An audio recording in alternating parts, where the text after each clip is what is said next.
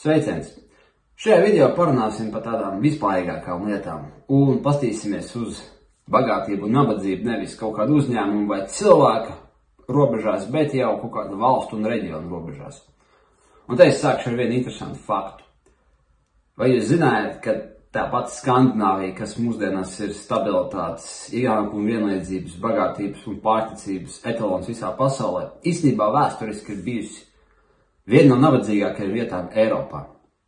Pirms jūs uzskatāt par galīgi nojūgušos, šeit mēs varētu nodefinēt, kas tad ir vēsturiski viena no nabadzīgākajām vietām. Pastīsimies uz Eiropas vēsturi kopumā, uz Eiropas karti, sākot ar, to laiku, kad mēs vispār saprotam rietumu civilizāciju, kas būtu kaut kur laiks, kad sāk attīstīties reāla civilizācija zem vidusjūras austrumu reģionā. Vienalga, vai jūs to varat sākt ar kaut kādu minoju civilizāciju, vai pēc tam jau uz klasisko grieķu periodu un tālāk ar Romas laikiem. Šākot ar šiem senajiem laikiem, līdz faktiski, apmēram 18. gadsimtam, Skandināvija ne tuvu nebija bagāts reģions. Un salīdzinoši ar to, kāda bija Romas varenība, cik attīstīta bija senās Grieķijas valstiskie veidojumi, kurā laikā viņi tur bija, vai vēl laikus iepriekš, kāda bija Krēta, kāda bija Kartāga. Un viss tas reģions, mēs šajā reģionā faktiski bijām nekas. Tiklīdz kā beidzās ledus laikmets, līdz pēdējiem pārsimtus gadiem mēs bijām labākajā gadījumā zvejnieki, makšķernieki un kaut kādi labākajā gadījumā zemnieki, kas dzīvoja eksistences līmenī. Mums nebija ne vēstures, ne civilizācijas, ne kultūras. Ja vien atskaita vikingu laiku, kas gan bija vairāk sirojuma laiks nekā laiks, kurā mums bija diži arhitektūras, ekonomikas vai kaut kāda veida zinātnes sasniegumi. Tas viss nāca tikai vēlāk, tas viss nāca tikai faktiski pēc pasaules kolonizācijas, ko izdarīja Anglija un Nīderlanda un pārējās valsts. Labi, es atkal negribu baigi jaukt vēsturiskos faktus kopā, tāpēc, ka tas ir ļoti, ļoti nepareizi runāt par tik izplūduši par tik svarīgām lietām. Bet ko es gribēju pateikt? Laikā, kad Austrum vidusjūras reģionā bija varenas civilizācijas laikā, kad Romas impērija zēla un plauka. Šeit faktiski bija pusaizauguši meži, kuros dzīvoja mednieki. Un pēc tam faktiski visus viduslaikus, kad Bizantijas galmas peldēja zeltā, kad Svētā Romas impērija, Francija un Anglija, it īpaši arī jau Spānija pēc rekonkistas sāk veidot ievērojamas impērijas, šeit faktiski nebija nekā, ne tuvu. Tas dzīves līmenis, kas ir tagad. Un kas tad īsti sanāca tā, kad tagadējie zviedri, somi, dāņi, norvēģi, latvieši, lietuvieši, igauni bija kaut kā īsti dumjāki nekā tā laika franči un spāņi, un tagad mēs palikām kaut kā apgaismoti, un tagad mēs palikām, diemžēl ne Latvija un Baltija, bet tās Skandināvijas valsts, viņas kaut kā kļuva pēkšņi gudrāks un pārējie kļuva stulbāk. Spāņi 15. gadsimtā bija daudz gudrāk nekā Somi, un tagad Somi ir kaut kā pārņēmuši intelektuālo kapacitāti.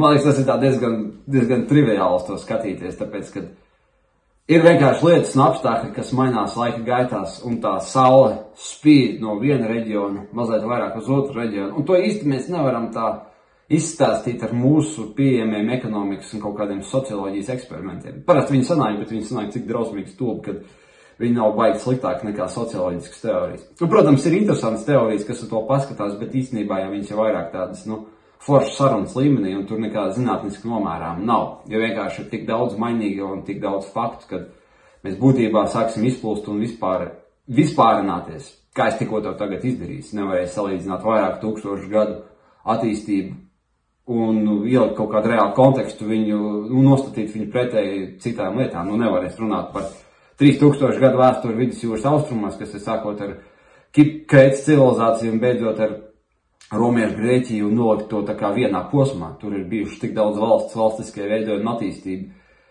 kāda īstenībā, kur būtu vienkārši klāja meli to ielikt vienā vienādības zīmē, bet, to mēs darām ar vēsturiskajiem faktiem un tas ir cits jautājums. Bet, neaiziesim. Es tik gribēju pateikt to, ka vēsturiski mēs esam bijis nabadzīgākais Eiropas reģions.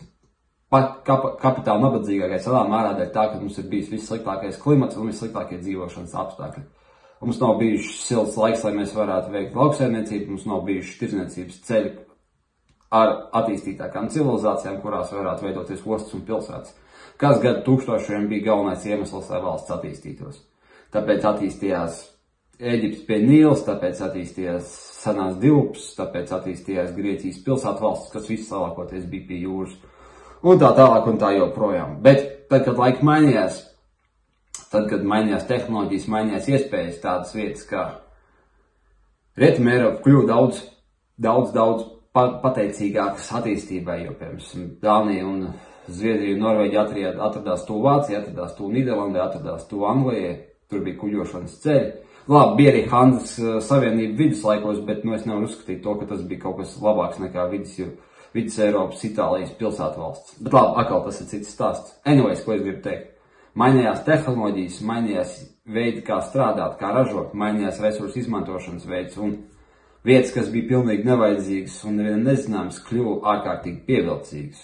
Un tas viss, kas kādreiz gadsimtiem bija svarīgs, zaudēja savu nozīmi, vai tie bija tirzniecības centri vidusjūrā starp rietumiem un austrumiem, kas padarīja bagātas Itālijas pilsētvalstis. Jā, teiksim, tajos pašos viduslaikos. Visas Venēcijas un Ženevas un Florences peldēja zeltā. Mēs jau joprojām redzam tos arhitektūras dižu arhitektūras mantojumu, kāds viņiem bija. Nevar to salīdzināt ar Skandināviju, bet sākās Osmaņu valdīšanas laiks, tirzniecības ceļu pārtrūka. Viņi zaudēja nozīmi, svara centrs aizgāja uz okeāna tirzniecību no Spānijas un pēc tam Anglijas.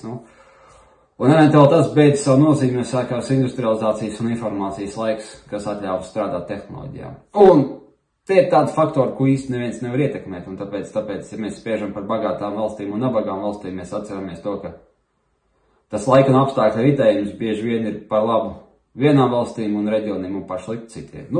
Mūsdienās viens no labākajiem piemēriem, es neteikšu, ka mūsdienās, bet 20. gadsimtā arī bija naftas ieguve un vietas, kas bija nevienam nevajadzīgi tūkstneši vai tūkstoši lauku, pēkšņi palika par bagātākajiem reģioniem pasaulē, tāpēc, ka tur bija nafta, kam bija pieprasījums. Nafta jau īstenībā sen daudz zināja, ka tur ir, bet vienkārši viņai nebija tāds industriāls pielietojums, līdz ar to viņa nebija tik dārga. Un varbūt būs citi resursi un citas iespējas, kas pēc gadsimtiem būs nesalīdzināmi vairāk un svarīgāks nekā tas ir šodien, un šodienas lielie ekonomikas un tirzniecības centri aizies nebūtībā. Tepat arī lielajā varenē Amerikā, kas ir liela un varena bez ironijas, ir notikušas milzīgas izmaiņas vienas valsts līmenī, piemēram. Kas Ameriku padarīja bagātu? Ameriku padarīja bagātu būtībā tērauds un smagā industrija, jo Amerika bija pasaules lielākais ražotājs, un viņiem bija tērauds, viņiem bija ogles, viņiem bija nafta, un viņiem bija dzelzceļa infrastruktūra, un viņiem bija laba kuģošana lielajos ezeros, kas padarīja šo visu ražošanu ekonomiski ļoti izdevīgu.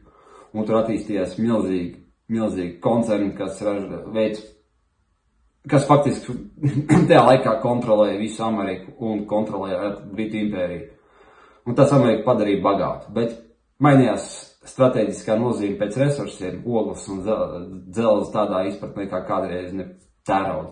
Ogles un tērauda kādreiz nevajadzēja, un tas viss bagātais reģions, vai tā bija Pitsburga, vai tā bija Detroit, un viss tas ASV austrumu un ziemeļaustrumu reģions kļuva par mainījās no varanās tērauda un ogļu iegūs reģionu par tā saukto Rust Belt. Un faktiski viņš ir, mēs visi to zinām, ka viņš ir aizmirsts nebūtībā. Man liekas, ka diemžēl tas lielākais simbols tam visam ir Detroit, kas sākumā bija Amerikas motoru pilsēta, kurā bija lielākā ASV mašīnu ražošana, un ASV mašīnas faktiski dominēja pasaulē. Bija Amerikas motoru industrija, kaut kas bišķiņi vēl Eiropā un pārējā pasauli neskaitījās. Tagad viņi ir kaut kur atdzīvojušies, kaut ko viņi dzīvo un Amerikas tirgus viņiem ir, bet tāpat viņi neražo mašīnas Detroitā. Viņiem ir mašīna rūpnīcas gan Teksasā, gan Meksikā, bet viņas nav Detroitā tādā līmenī, kādas viņas bija. Un Detroit faktiski bagātākās valsts 50. gados, kad tur nebija noziedzības, bija pilna nodarbinātība un ļoti labs dzīves līmenis pēc jebkurām mērām. Ir pārvērtusies par to, ko jūs esat redzējuši filmā 8 Mile, un tur īstenībā nav nekādas lielas starpības. Un tas gravitācijas centrs Amerikā ir aizgājis vai uz New York, vai kaut kādu San Francisco, vai citām pilsētām. Tas ir atkarībā, kā mēs to mēram. New Yorkā īstenībā gan bija līdzīgs stāsts, bet viņi dēļ finanšu sektoru un turismu varēja izvilkt. Kas zina, kas būs ar San Francisco pēc 3 paudzēm. Bet labi, ko es šajā vispārējā video gribēju pateikt, ka bagātie reģioni un nabagie reģioni bieži vien mainās nevis tāpēc, ka viņi zina ekonomiku vai cilvēki ir glupi, bet tāpēc, ka tāds vienkārši notiek.